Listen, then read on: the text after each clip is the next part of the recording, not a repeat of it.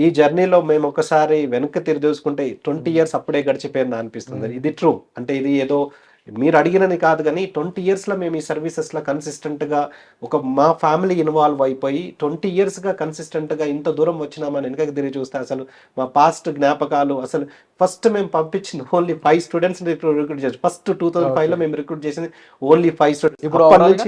అప్పటి నుంచి థౌసండ్స్ అండి. థౌసండ్స్ అది ఓకే. కౌంట్ కూడా లేదు. ఎక్కడికి పోయినా ఒక పెద్ద బ్యాచ్ ఎళ్ళాల్సిందే. Wonderful. Bhagyalakshmi education services departure జరిగిందంటే ఎయిర్‌పోర్ట్‌లో మొత్తం హడావుడి. అక్కడంతా సెక్యూరిటీ హుహు. అసలు ఏమో జరుగుతున్నది ఇక్కడ. ఏంది స్టూడెంట్స్ అందరూ ఎక్కడికెళ్తున్నారని ఒక హడావుడి ఎక్కువుంటది.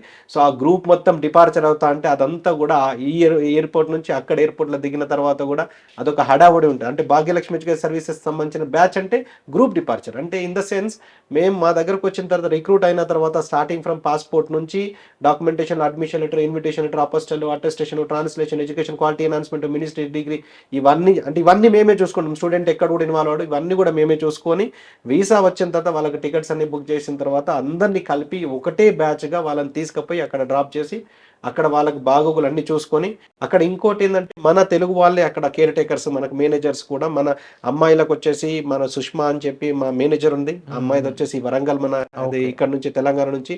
తర్వాత వినయ్ కుమార్ శర్మ ఉన్నాడు. చాంద్ ఉన్నాడు. తర్వాత హ్మ్. వీళ్ళందరూ గూడా మన టీమ్ ఉన్నారు జార్జియాలో. సో, వీళ్ళు 24 అవర్స్ 65 డేస్ వాళ్ళకి అందుబాటులో ఉంటారు.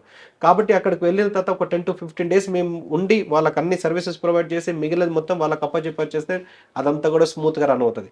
సో, నేనక్కడ డ్రాప్ చేసి వచ్చిన తర్వాత నేను నాట్ ఈవెన్ సింగిల్ కాల్ గూడా అంటే నాకు సింగిల్ కాల్ గూడా రాదు. ఇక్కడ ప్రాబ్లమ్ ఉన్నది, ఆ ప్రాబ్లమ్ ఉన్నది అనే అవకాశం వెరీ, వెరీ, వెరీ రేర్ అండి.